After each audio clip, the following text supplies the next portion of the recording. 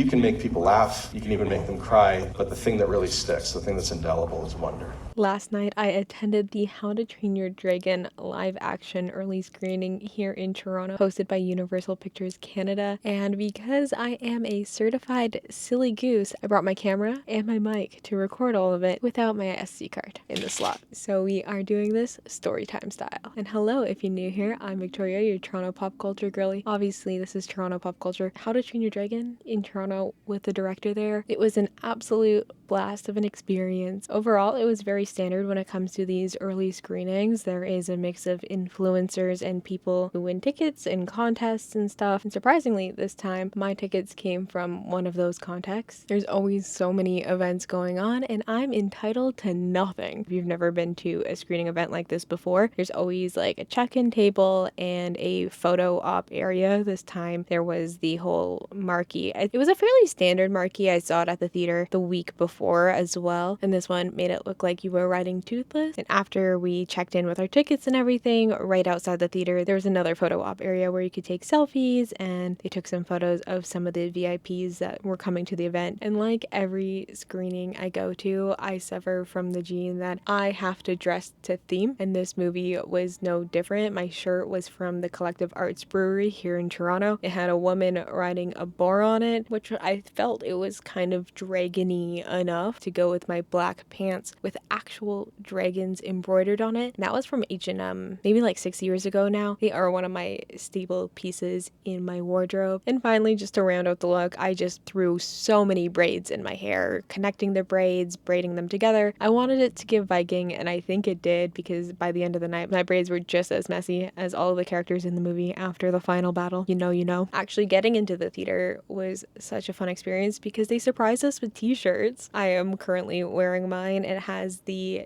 dragon logo that is the O in the How to Train Your Dragon, and it has the movie title on the sleeves. Surprisingly, all the shirts weren't one size. I luckily had an empty seat beside me, and that shirt was left there at the end of the night after the whole theater cleared out, so I grabbed it to give to a friend. But one of my shirts that I got was small and the other one was medium, so I am glad I grabbed the second shirt, because if I just ended up with a small, my girls would not have fit in that shirt. And doing all the hosting and everything for the evening was Carlos from YTV. If you were like a early 2000s kid in Canada like I was, you know who Carlos is. I also just learned that he's Filipino, which is super cool, and he was hosting with Sangeeta, his podcast host for the Click and Tell podcast. Honestly, it was super nostalgic seeing him in real life after growing up with him on the screen. And after viewing the film, speaking of Canadians, the director Dean DeBlois revealed that Jay Baruchel was also in the crowd, so those are two Canadian icons. Yeah, and it was kind of special. Like, tonight's very special because I always think of this as being something that I shared very closely with Jay Baruchel, and he was sitting here among you tonight. I don't know if any of you knew that, but he watched the movie with you tonight. He just left a little bit ago. And you're probably wondering, like, Victoria,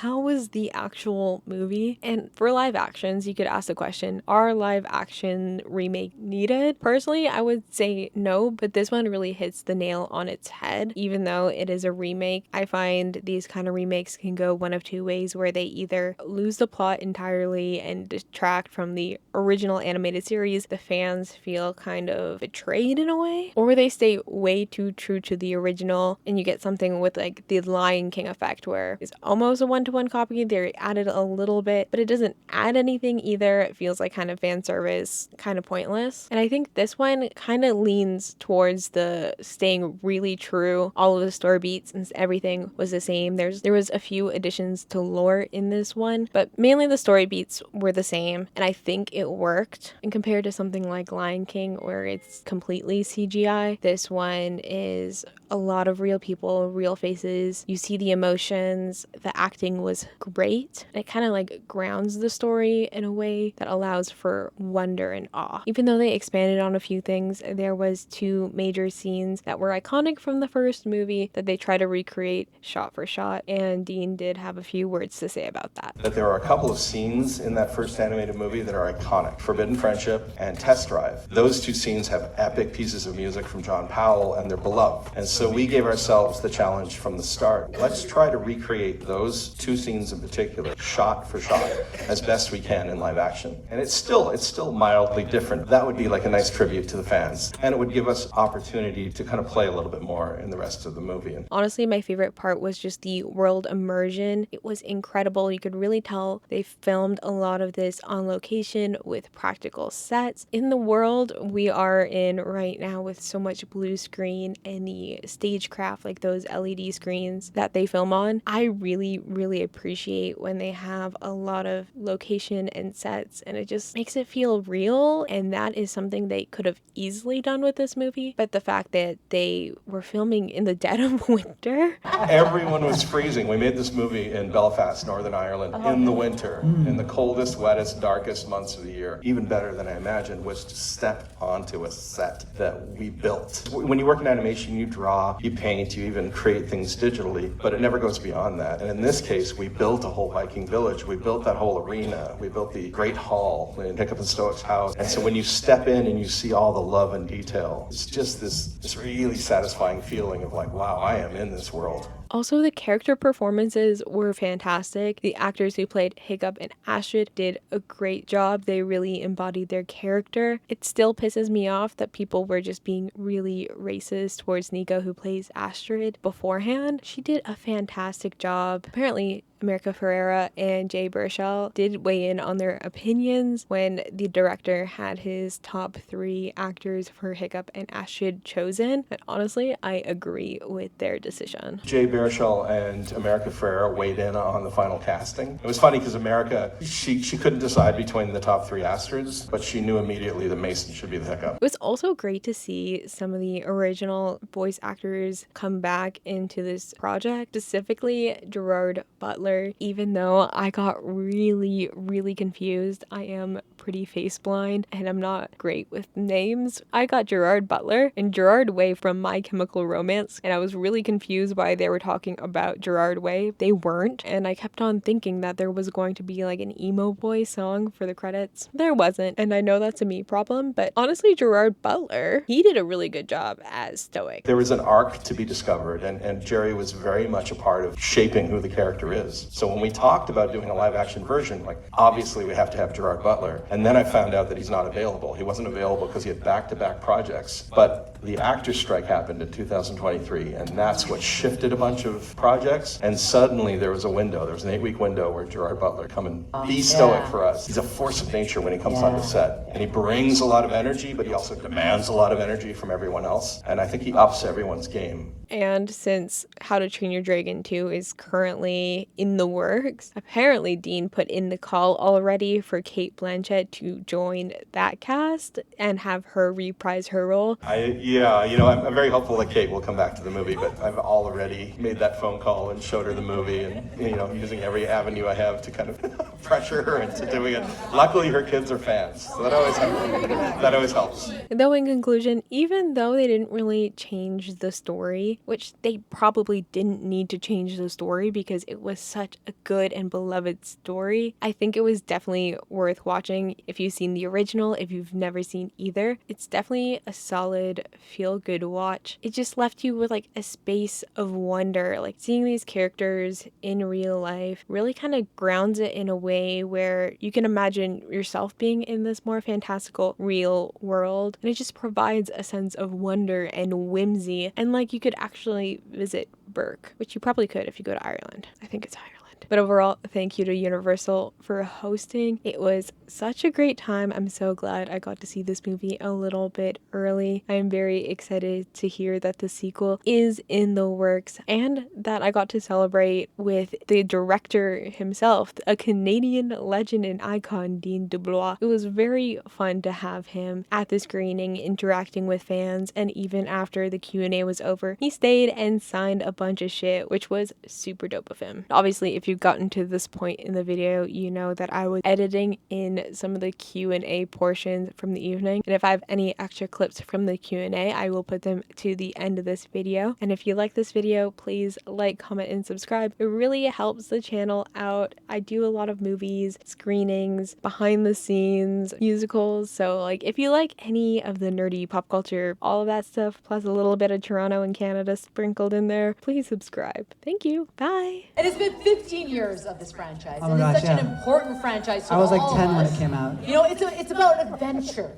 It is. Yeah. It's about friendship. It's about Courage. It's about finding your place in the world. Yeah. It's about Vikings, Oh, fears. We did that together. Dragons. Lots of dragons. Lots, so many yeah, dragons. there's so many. First of all, your birthday was on June 7th. Happy belated birthday. Yes! Birthday. Yes, we had our world premiere in Los Angeles on my birthday, so it took all the pressure of having to figure out what to do. I mean, there's so much about this movie that it is such a wish-fulfilling story, but to do it in live action makes it that much more kind of grounded. Doing photoreal dragons just makes the whole thing a little bit more believable. I love having been part of the animated movies, and I'm still very proud of those, and I want this to live alongside it, not replace it. I think it's the fans. The fact that the movie went out there and was embraced and has been celebrated and loved and talked about. The fans are very protective of this story and these characters in the same way that I am. You feel that love, and you also feel the responsibility. I felt the responsibility. If we were going to do this, I wanted to make sure that we did it right and that we preserved the heart and soul of it. He met me right outside of the theater and was kind of gushing about how it was true to all the emotions and kind of honors what we did together, but